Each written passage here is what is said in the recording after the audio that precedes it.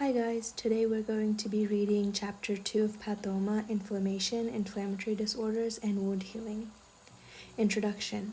Inflammation allows inflammatory cells, plasma proteins, for example complement, and fluid to exit blood vessels and enter the interstitial space. Divided into acute and chronic inflammation. Acute inflammation. Basic principles. Characterized by presence of edema and neutrophils in tissue. This is shown in figure 2.1a. Here we can see acute inflammation with neutrophils. Arises in response to infection to eliminate pathogen or tissue necrosis to clear necrotic debris. Immediate response with limited specificity, innate immunity. Mediators of acute inflammation, toll-like receptors, or TLRs, present on the cells of the innate immune system, for example macrophages and dendritic cells, activated by pathogen-associated molecular patterns or PAMPs that are commonly shared by microbes. CD14, a co-receptor for TLR4 on macrophages, recognizes lipopolysaccharide, a PAMP on the outer membrane of gram-negative bacteria. Toll-like receptor activation results in upregulation of NF-kappa B, a nuclear transcription factor that activates immune response genes, leading to production of multiple immune mediators. Toll-like receptors are also present on cells of adaptive immunity, for example lymphocytes, and hence play an important role in mediating chronic inflammation. Arachidonic acid AA metabolites. Arachidonic acid is released from the phospholipid cell membrane by phospholipase A2 and acted upon by cyclooxygenase or 5-lipoxygenase. Cyclooxygenase produces prostaglandins, PG, prostaglandin I2, prostaglandin D2, and prostaglandin E2 mediate vasodilation and increased vascular permeability.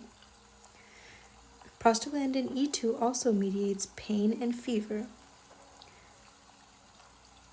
5-lipoxygenase produces leukotrienes. Leukotriene B4 attracts and activates neutrophils. Leukotriene C4, D4, and E4, slow-reacting substances of anaphylaxis, mediate vasoconstriction, bronchospasm, and increased vascular permeability. Mast cells. Widely distributed through connective tissue. Activated by tissue trauma, complement protein C3A and C5A, or cross-linking of cell surface immunoglobulin E by antigen. Immediate response involves release of preformed histamine granules, which mediate vasodilation of arterioles and increased vascular permeability. Delayed response involves production of arachidonic acid metabolites, particularly leukotrienes. Complement. Pro-inflammatory serum proteins that complement inflammation. Circulate as inactive precursors. Activation occurs via classical pathway, alternative pathway, mannose binding lectin pathway. Classical pathway. C1 binds immunoglobulin G or immunoglobulin M that is bound to antigen. Alternative pathway. Microbial products directly activate complement.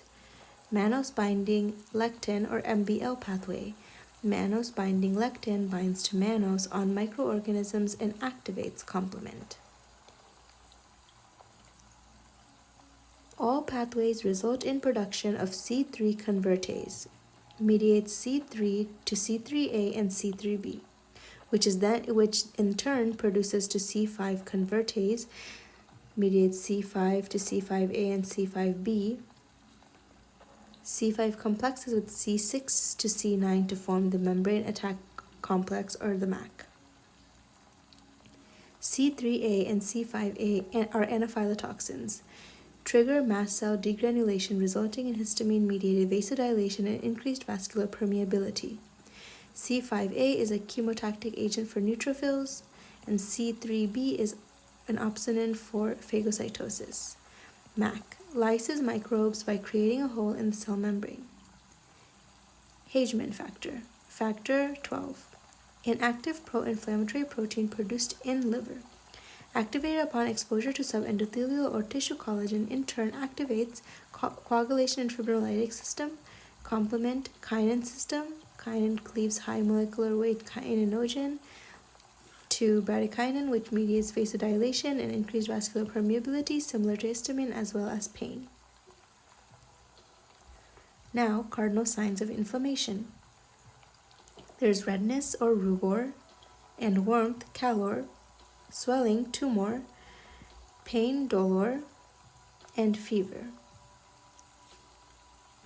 Redness and warmth, due to vasodilation, which results in increased blood flow, occurs via relaxation of arteriolar smooth muscle. Key mediators are histamine, prostaglandins, and bradykinin. Swelling, due to leakage of fluid from postcapillary venules into the interstitial space. Exudate. Key mediators are histamine, which causes endothelial cell contraction and tissue damage, resulting in endothelial cell disruption. Pain. Bradykinin and prostaglandin E2 sensitize sensory nerve endings. Fever. Pyrogens.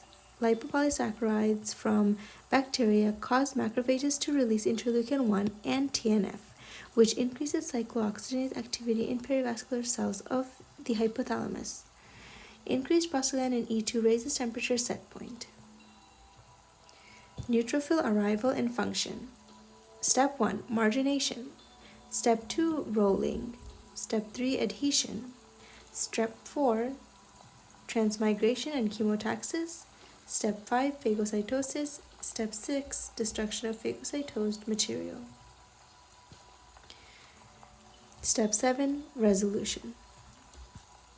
Margination. Vasodilation slows blood flow in postcapillary venules.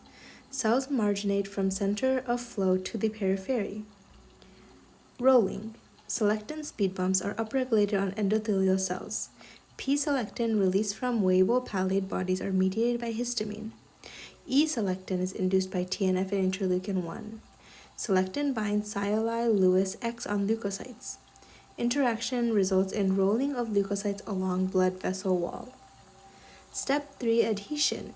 Cellular adhesion molecules like ICAM and VCAM are upregulated on endothelium by TNF and interleukin-1. Integrins are upregulated on leukocytes by C5a and leukotriene B4.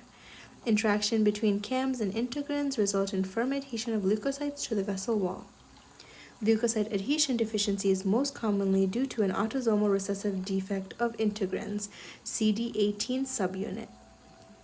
Clinical features include delayed separation of the umbilical cord, that's very important, increased circulating neutrophils due to impaired adhesion of marginated pool of leukocytes, and recurrent bacterial infections that lack pus formation. Transmigration and chemotaxis. Leukocytes transmigrate across the endothelium of postcapillary venules and move toward chemical attractants, chemotaxis. Neutrophils are attracted by bacterial products, interleukin-8, C5a, and leukotriene B4. Phagocytosis. Consumption of pathogens or necrotic tissue. Phagocytosis is enhanced by opsonins, immunoglobulin G and C3b. Pseudopods extend from leukocytes to form phagosomes, which are internalized and merge with lysosomes to produce phagolysosomes. Shediac-Higashi syndrome is a protein trafficking defect, autosomal recessive, characterized by impaired phagolysosome formation.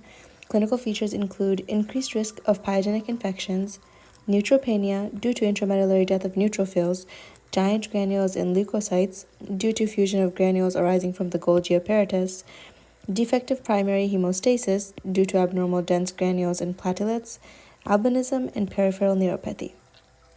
Destruction of phagocytosed material. Oxygen-dependent killing is the most effective mechanism. Hypochlorous acid generated by oxidative burst in phagolysosomes destroys phagocytosed microbes. Oxygen is converted to superoxide by NADPH oxidase. This is known as the oxidative burst. Oxygen is converted to H2O2 by superoxide dismutase. H2O2 is converted to hypochlorous acid which is also known as bleach, by myeloperoxidase. Chronic granulomatous disease is characterized by poor oxygen-dependent killing.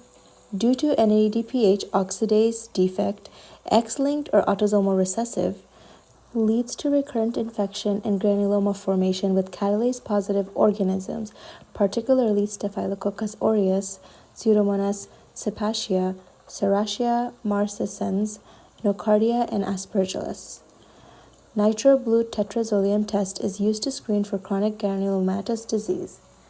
Leukocytes are incubated with nitro blue tetrazolium dye, which turns blue if NADPH oxidase can convert oxygen to superoxide, but remains colorless if NADPH oxidase is defective.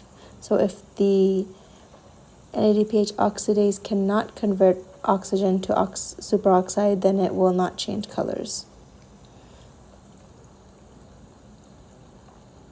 Myeloperoxidase deficiency results in defective conversion of H2O2 to hypochlorous acid, increased risk for candida infections. However, most patients are asymptomatic. Nitro blue tetrazolium is normal. Respiratory burst, oxygen to H2O2 is intact. Oxygen-independent killing is less effective than oxygen-dependent killing and occurs via enzymes present in leukocytes' secondary granules. For example, lysozyme in macrophages and major basic protein in eosinophils. Step 7 resolution. Neutrophils undergo apoptosis and disappear within 24 hours after resolution of the inflammatory stimulus. Macrophages. Macrophages predominate after neutrophils and peak 2 to 3 days after inflammation begins, derived from monocytes in blood. Arrive in tissue via the margination, rolling, adhesion, and transmigration sequence. Ingest organisms via phagocytosis, augmented by opsonins, and destroy phagocytosed material using enzymes, for example, lysosome, in secondary granules. Oxygen-independent killing. Manage the next step of the inflammatory process. Outcomes include resolution and healing. Anti-inflammatory cytokines like interleukin-10 and TGF-beta are produced by macrophages. Continued acute inflammation marked by persistent pus formation. Interleukin-8 from macrophages recruit additional neutrophils. Abscess, acute inflammation surrounded by fibrosis. Macrophages mediate fibrosis via fibrogenic growth factors and cytokines.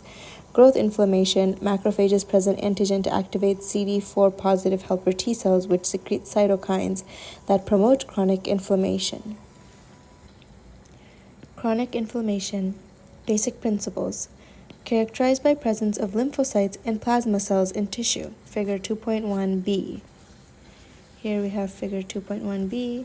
It's predominantly lymphocytes, chronic inflammation, and we saw this picture before, which was acute inflammation with more predominance of neutrophils. Delayed response, but more specific adaptive immunity than acute inflammation. Stimuli include persistent infection, which is the most common cause, infection with viruses, mycobacteria, parasites, and fungi, autoimmune disorders, foreign material, and some cancers. T lymphocytes, produced in bone marrow as progenitor T cells, further develop in the thymus where the T cell receptor undergoes rearrangement and progenitor cells become CD4 positive helper T cells or CD8 positive cytotoxic T cells. T cells use T cell receptor complex, TCR and CD3, for antigen surveillance. TCR complex recognizes antigen presented on MHC molecules. CD4 positive T cells are MHC class 2, CD8 positive T cells are MHC class 1. And an easy way to remember is they equal 8, so 4 times the MHC class 2 and the 8 times the MHC class 1 will both equal 8.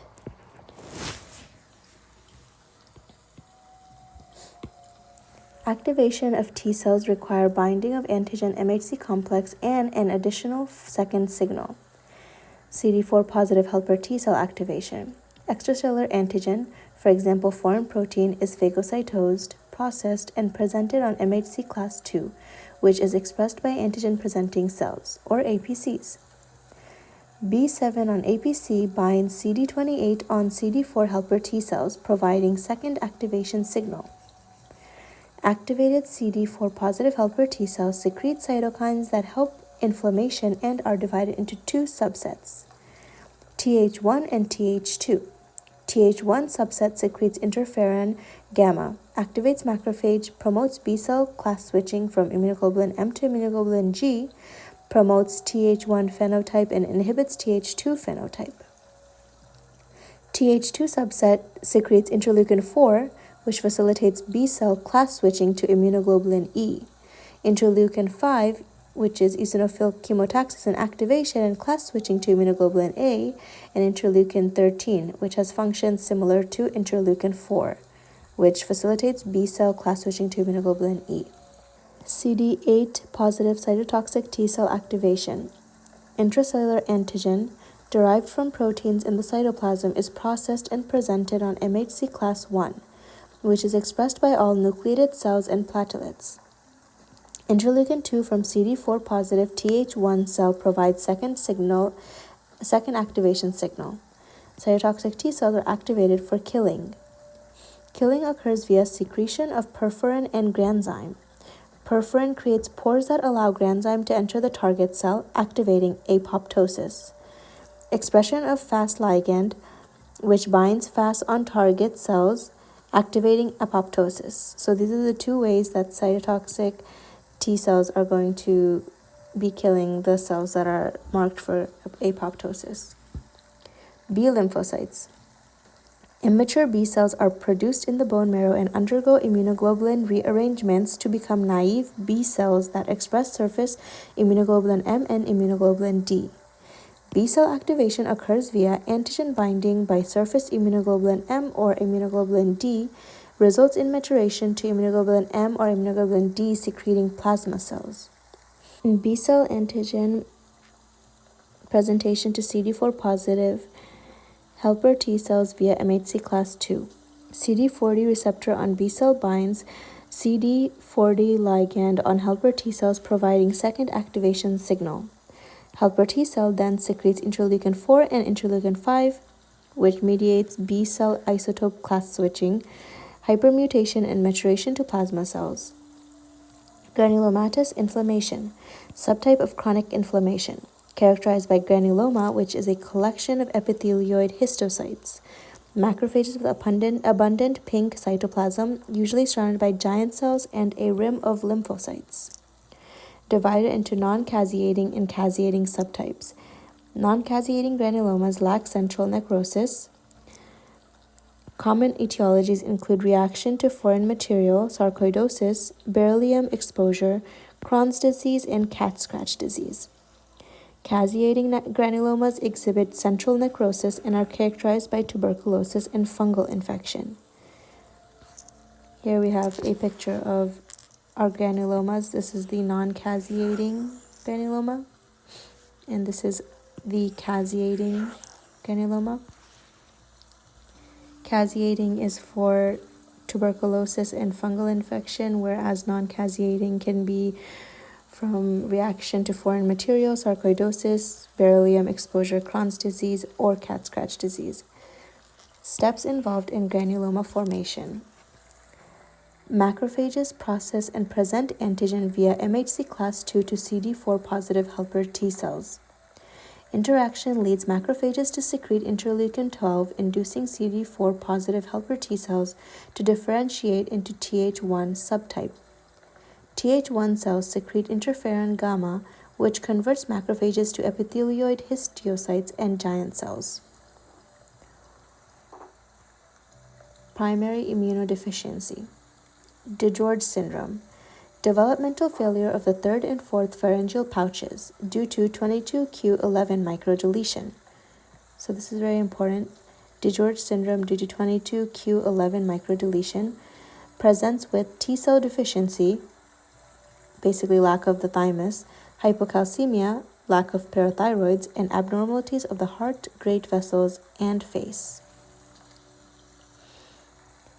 Severe combined immunodeficiency or SCID, defective cell-mediated and humoral immunity. Etiologies include cytokine receptor defects, adenosine deaminase deficiency, MHC class II deficiency. Cytokine receptor defects is cytokine signaling is necessary for proliferation and maturation of B and T cells. Adenosine deaminase deficiency, ADA, is necessary to deaminate adenosine and deoxyadenosine for excretion as waste products. Buildup of adenosine and deoxyadenosine is toxic to lymphocytes. MHC class II deficiency, MHC class II is necessary for CD4 positive helper T cell activation and cytokine production.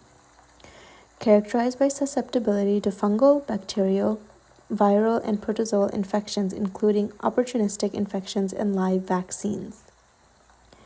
Treatment is sterile isolation, bubble baby, and stem cell transplantation. X-linked agammaglobulinemia. Complete lack of immunoglobulin due to disordered B cell maturation. Pre and pro B cells cannot mature. This is due to mutated Bruton tyrosine kinase or BTK, X-linked, so happens in boys. Presents after 6 months of life with recurrent bacterial enterotoxins, for example, polio and Coxsackie virus, and Giardia lamblia infections. Maternal antibodies present during the first 6 months of life are protective. Live vaccines, for example, polio, must be avoided. So a BTK or Bruton tyrosine kinase deficiency or patient that has X-linked agammaglobulinemia will mostly be a male child who comes after 6 months because the maternal antibodies that were present and protecting this child are starting to wane, and they will have history of Giardia lamblia infection or basically diarrhea. Common variable immunodeficiency or CVID. Low immunoglobulin due to B cell or helper T cell defects. Increased risk for bacterial, enterovirus, and Giardia lamblia infections, usually in late childhood. Increased risk for autoimmune disease and lymphoma. Immunoglobulin A deficiency. Low serum and mucosal immunoglobulin A, most common immunoglobulin deficiency. Increased risk for mucosal infection, especially viral. However, most patients are asymptomatic. Usually, a person that has immunoglobulin A deficiency is going to be asymptomatic, and if they're getting a blood transfusion and they don't know, then they would have a reaction to that because the blood products would not be washed to remove the immunoglobulin A, and that's how they would realize that they have an immunoglobulin A deficiency if they are asymptomatic most of their life. Hyperimmunoglobulin M syndrome, characterized by elevated immunoglobulin M due to mutated CD40 ligand on helper T cells or CD4 receptor on B cells. Second signal cannot be delivered to helper T cells during B cell activation. Consequently, cytokines necessary for immunoglobulin class switching are not produced. Low immunoglobulin A, immunoglobulin G, and immunoglobulin E results in recurrent pyogenic infections due to poor opsonization, especially at the mucosal sites. Wiskott-Aldrich syndrome, characterized by thrombocytopenia, eczema, and recurrent infections, defective humoral and cellular immunity. Bleeding is a major cause of death due to mutation in the WASP gene, and this is also X-linked.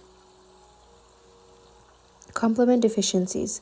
C5 to C9 deficiencies have increased risk for Neisseria infections, Neisseria gonorrhea, and Neisseria meningitis. C1 inhibitor deficiency results in hereditary angioedema, which is characterized by edema of the skin, especially periorbital, and mucosal surfaces. They have a figure here of angioedema. You can see the periorbital swelling.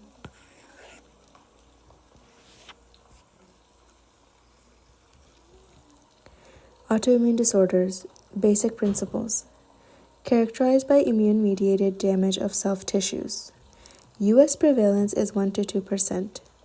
Involves loss of self-tolerance. Self-reactive lymphocytes are regularly generated but develop central, thymus in bone marrow, or peripheral tolerance. Central tolerance in thymus leads to T cell thymocyte apoptosis or generation of regulatory T cells. AIRE mutations result in autoimmune polyendocrine syndrome. Central tolerance in bone marrow leads to receptor editing or B cell apoptosis. Peripheral tolerance leads to anergy or apoptosis of T and B cells. Fast apoptosis pathway mutations result in autoimmune lymphoproliferative syndrome or ALPS. Regulatory T cells suppress autoimmunity by blocking T cell activation and producing anti-inflammatory cytokines, interleukin 10 and TGF-beta. CD25 polymorphisms are associated with autoimmunity, MS, and type 1 diabetes mellitus. FOXP3 mutation leads to IPEX syndrome, which stands for immune dysregulation, polyendocrinopathy, enteropathy, and it's X-linked. Most common in women. Classically affects women of childbearing age. Estrogen may reduce apoptosis of self-reactive B cells. Etiology is likely an environmental trigger in genetically susceptible individuals. Increased incidence in twins.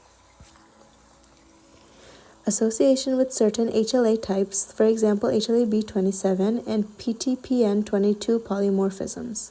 Environmental triggers lead to bystander activation or molecular mimicry. Autoimmune disorders are clinically progressive with relapses and remissions and often show overlapping features, partially explained by epitope spreading.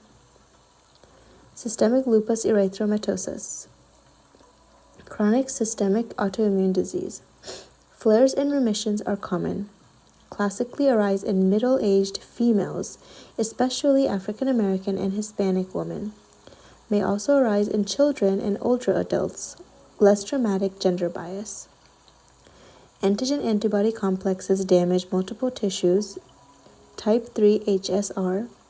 Poorly cleared apoptotic debris from UV damage activates self-reactive lymphocytes, which then produce antibodies to host nuclear antigens.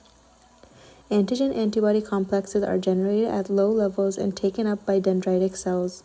DNA antigens activate toll-like receptors, amplifying immune response. Interferon alpha.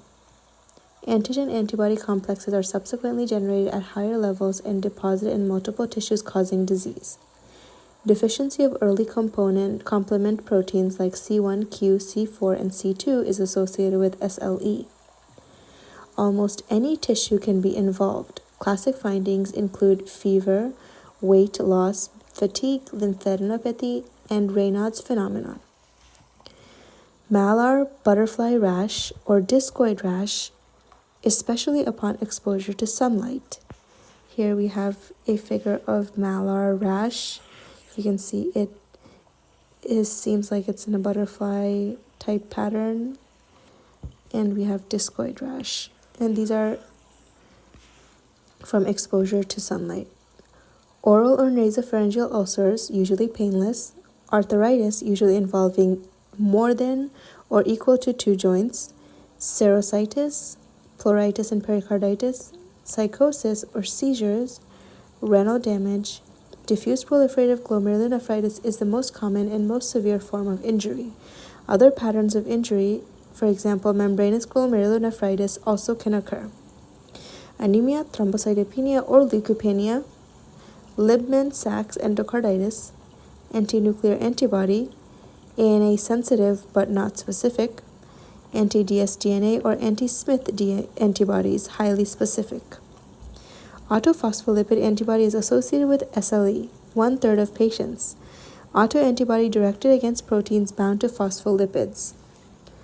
Important antiphospholipid antibodies include anti-cardiolipin, false positive VDRL and RPR syphilis screening test, anti-beta-2 glycoprotein 1 and lupus anticoagulant, falsely elevated PTT. Antiphospholipid antibody syndrome is characterized by hypercoagulable state due to the antiphospholipid antibodies, especially lupus anticoagulant. Results in arterial and venous thrombosis, including deep venous, hepatic vein, placental, recurrent pregnancy loss, and cerebral stroke thrombosis. Requires lifelong anticoagulation. Associated with SLE, however, more commonly occurs as a primary disorder.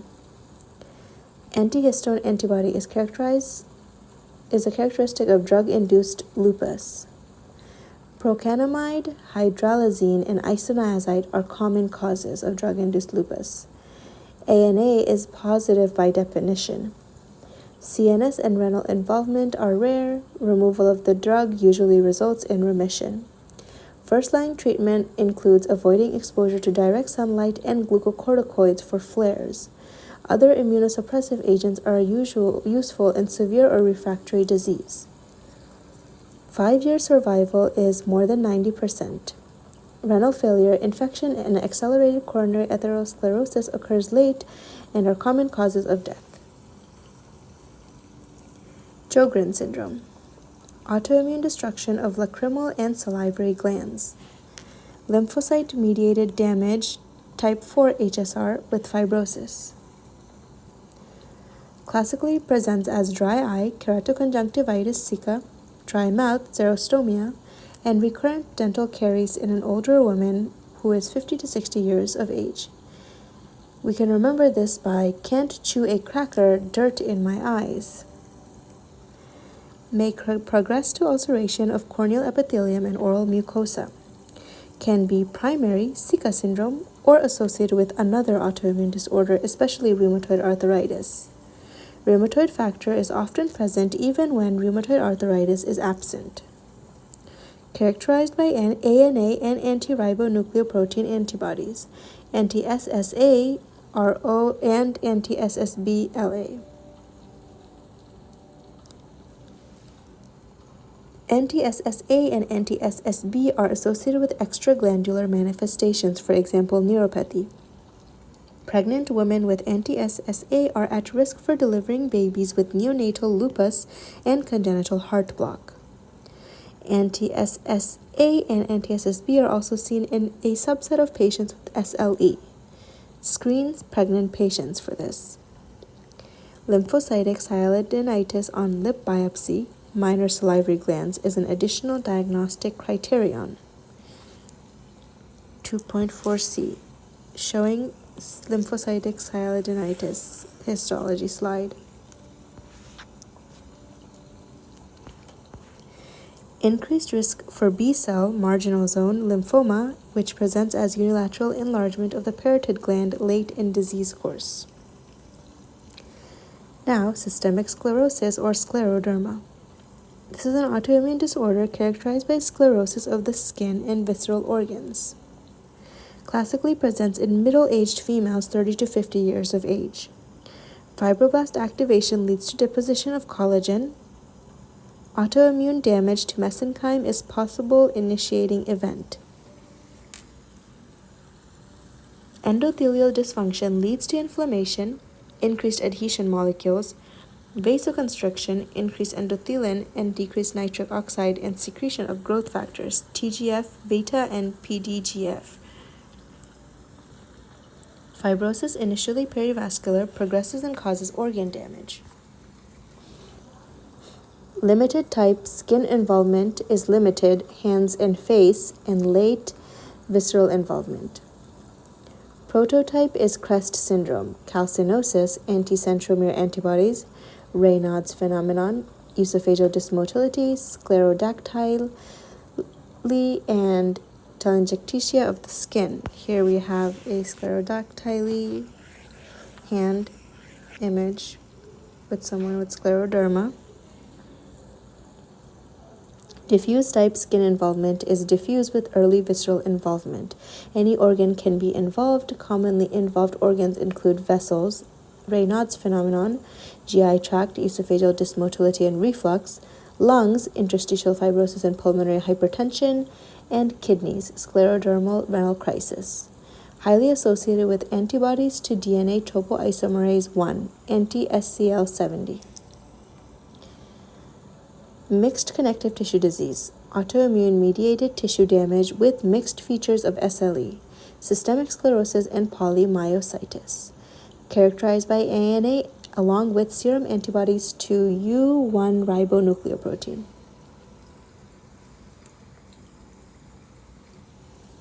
Now we will read about wound healing. Basic principles. Healing is initiated when inflammation begins. Occurs via a combination of regeneration and repair. Regeneration. Replacement of damaged tissue with native tissue dependent on regenerative capacity of that tissue. Tissues are divided into 3 types based on regenerative capacity: labile, stable, and permanent. Labile tissues possess stem cells that continuously cycle to regenerate the tissue: small and large bowel, stem cells in mucosal crypts.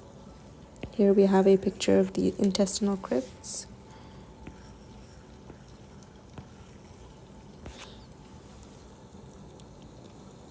Skin, stem cells in basal layer.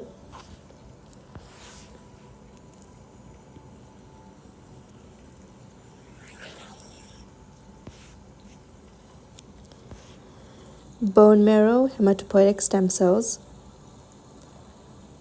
Now stable cells. Stable cells are comprised of cells that are quiescent in the G0 phase of the cell cycle but can re-enter the cell cycle to regenerate tissue when necessary.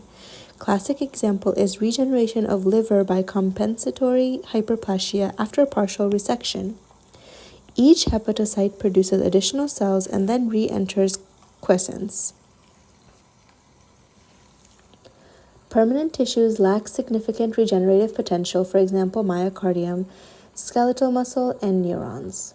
So we have labile, stable, and permanent cells. Repair. Replacement of damaged tissue with fibrous scar. Occurs when regenerative stem cells are lost, for example, deep skin cut, or when a tissue lacks regenerative capacity, for example, healing after a MI. Here we have a figure of myocardial scarring.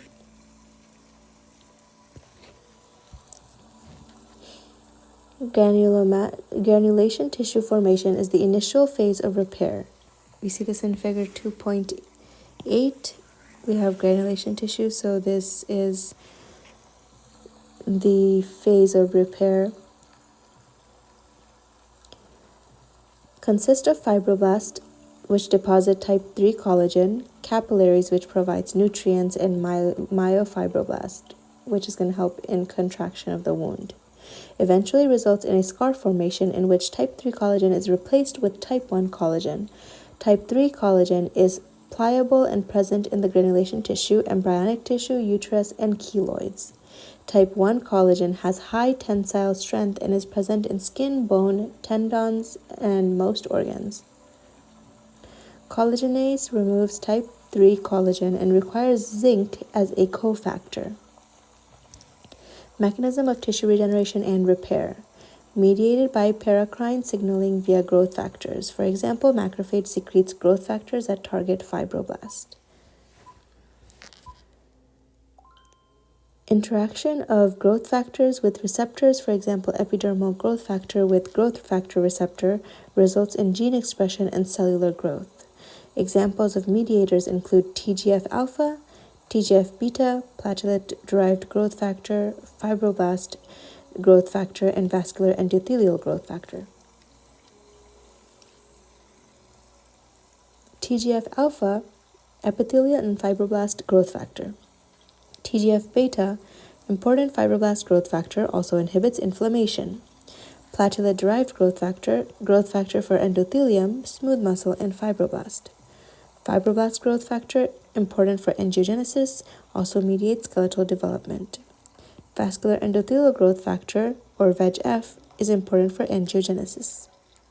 Normal and aberrant wound healing. Cutaneous healing occurs via primary or secondary intention. Primary intention, wound edges are brought together, for example, suturing of a surgical incision, and this leads to minimal scar formation. Secondary intention, where edges are not approximated, granulation tissue fills the defect and myofibroblasts then contract the wound, forming a scar. Delayed wound healing occurs in infection. Most common cause is Staph aureus. Vitamin C, copper or zinc deficiency. Vitamin C is an important cofactor in the hydroxylation of proline and lysine procollagen residues. Hydroxylation is necessary for eventual collagen cross-linking. Copper is a cofactor for lysyl oxidase, which cross-links lysine and hydroxylysine to form stable collagen. Zinc is a cofactor for collagenase, which replaces the type 3 collagen of granulation tissue with stronger type 1 collagen.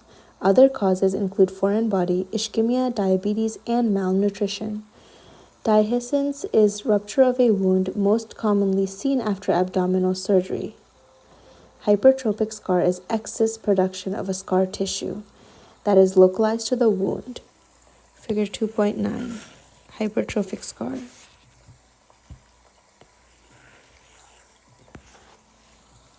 Keloid is excess production of scar tissue that is out of proportion to the wound, characterized by excess type 3 collagen, and this is genetic predisposition to African Americans, classically affects earlobes, face, and upper extremities.